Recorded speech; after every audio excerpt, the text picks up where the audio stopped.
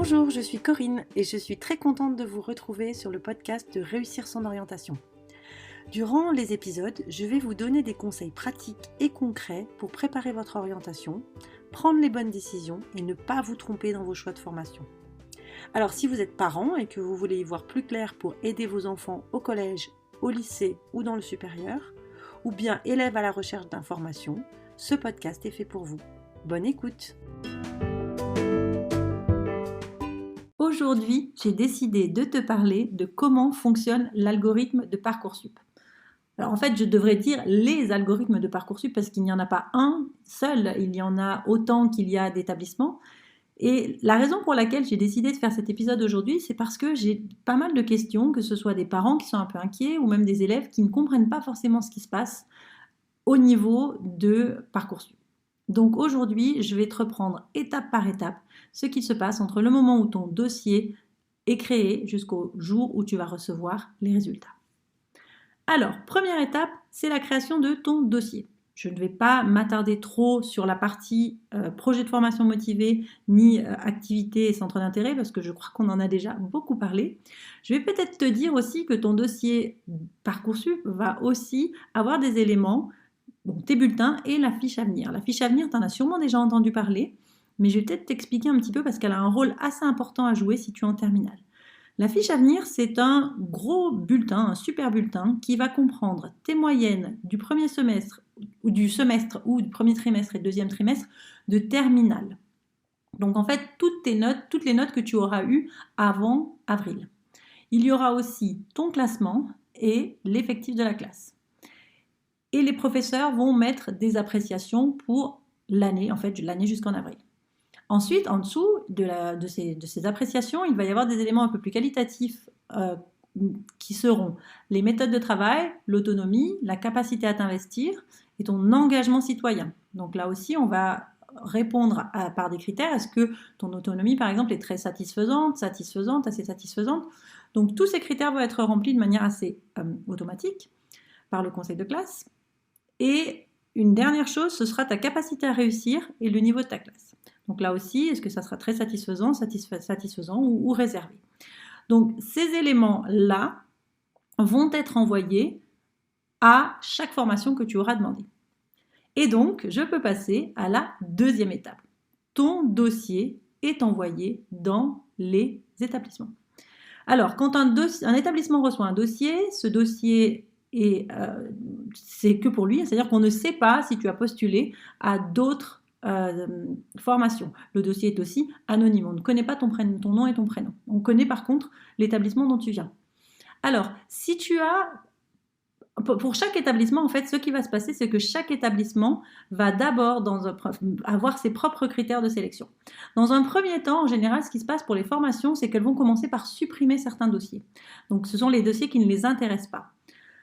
Souvent, on ne va pas se mentir, la première raison qui fait qu'on va éliminer certains dossiers, c'est certaines notes. J'imagine que je suis responsable d'une formation, par exemple, de classe préparatoire scientifique.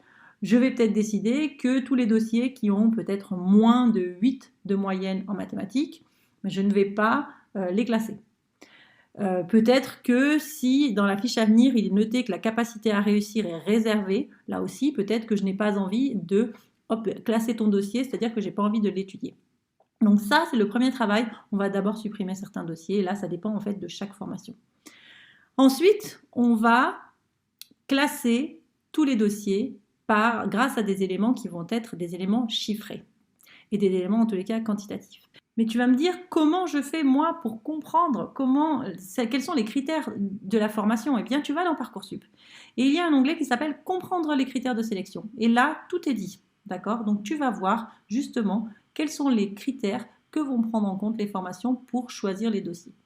Et donc, on va pondérer ces critères. Donc, si je reviens à ma classe préparatoire scientifique, on va peut-être dire que les notes en mathématiques, en physique, ça va être des notes qui vont compter peut-être plus que les notes d'EPS ou d'histoire géo. Et donc, on va pondérer ces éléments et on va pondérer aussi les autres éléments comme l'autonomie, la capacité à réussir, la capacité à t'investir. Tous ces éléments-là, on va leur donner un certain poids. Donc, en fait, ta fiche à venir, elle va se transformer en critères de sélection. Et une fois que toutes les notes des dossiers ont été remplies, on arrive finalement à un premier classement. Alors, à partir de là, pour certaines formations, le travail s'arrête là. C'est-à-dire que si on est dans des formations qui sont non sélectives, c'est-à-dire des licences à l'université où il y a je sais pas moi, 700, 800 places avec des milliers et des milliers de dossiers, tu te doutes bien qu'on ne va pas aller lire en détail les appréciations de chaque professeur. D'accord ? Donc pour certaines formations, le classement s'arrête là.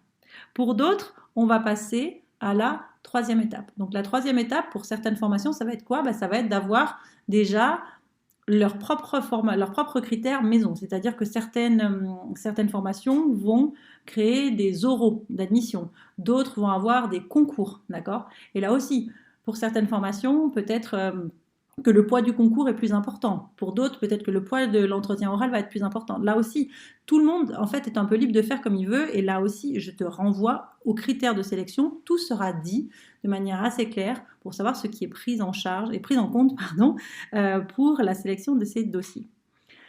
Dans les formations non sélectives, surtout, dans les formations sélectives, dans les formations sélectives comme les BTS, les BUT, peut-être les doubles licences aussi, ou les classes préparatoires, alors là, et les formations qui ne vont pas faire d'oraux de concours, on va aller lire le dossier et prendre connaissance du dossier Parcoursup. Donc là, il y a une commission de sélection qui se réunit. Chaque membre de la comité de sélection a un certain nombre de dossiers à lire. En général, il y a plusieurs personnes qui vont lire ton dossier. Et là, qu'est-ce qu'on va regarder ? La première chose qu'on va regarder quand même, c'est l'appréciation des professeurs, ça c'est certain. Et puis, on va aussi aller regarder le projet de formation motivé et la partie activité et centre d'intérêt. Si le projet de formation motivé ne nous dit pas grand-chose de plus, on ne va pas s'en servir. Si par contre, il est très qualitatif, qu'il amène vraiment des informations pertinentes sur l'élève, alors on va pouvoir valoriser ce dossier. Idem si les appréciations des professeurs sont très qualitatives aussi, d'accord ? Donc, à partir de là, la commission de sélection va donner une note au dossier et cette note va être prise en compte dans le classement qui a déjà été effectué au départ par l'algorithme, d'accord ? Donc, certains dossiers vont pouvoir ainsi remonter dans le classement effectué par l'algorithme. Donc, tu vois quand même que en fonction des sélections que tu vas demander, il est intéressant de faire un bon projet de formation motivé et puis, si possible, d'avoir des bonnes appréciations par tes professeurs aussi. Une fois qu'on arrive là, on a finalement, pour toutes les formations, réussi à créer une liste définitive d'élèves qu'on va vouloir appeler. Donc, on va avoir une liste principale qui va être les élèves que l'on veut, à qui on va faire une proposition pour notre formation, d'accord ? Donc, on va dire oui directement à certains élèves et puis d'autres, on va les mettre dans la liste d'attente. Une fois que cette liste est effectuée, une fois que cette liste est réalisée, la formation va l'envoyer directement au rectorat. Et donc là, le rectorat va pouvoir passer à la quatrième étape, le classement de Parcoursup.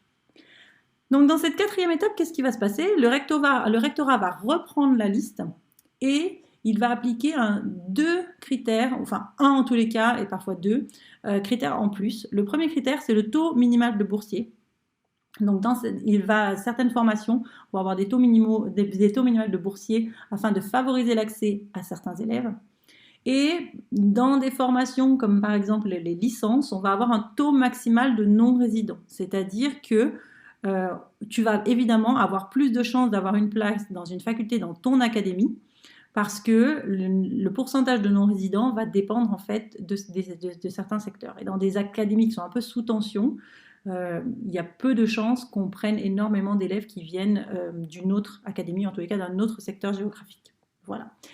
Une fois que ce classement a été réalisé par les rectorats, eh bien, il est communiqué aux familles et c'est celui-là qui est en fait dévoilé lors des résultats du mois de juin. Donc, si je reprends les étapes de notre algorithme, la première étape, c'est toi qui fais ton dossier et ton établissement qui fait remonter tes notes à tous les établissements où tu as fait une demande. La deuxième étape, c'est le classement des dossiers par les algorithmes locaux. La troisième étape, c'est le classement des dossiers par les formations sélectives en fonction de critères qui vont être soit le dossier Parcoursup, soit des oraux de sélection, soit des concours internes. Et la quatrième étape, c'est le classement des rectorats en fonction de critères comme le taux minimal de boursiers ou le taux maximal de non-résidents. Voilà, donc j'espère que tu y vois un petit peu plus clair. Je pense que c'est important pour toi que tu comprennes un petit comment fonctionne cet algorithme, que tu te rends compte surtout que c'est important d'aller voir dans Parcoursup les critères de sélection pour que tu puisses postuler à des formations qui te correspondent et que tu puisses aussi comprendre les éléments qui vont être pris en compte pour pouvoir favoriser ta candidature. Voilà, j'espère que cet épisode t'a plu et je te retrouve très vite dans un nouvel épisode. À bientôt!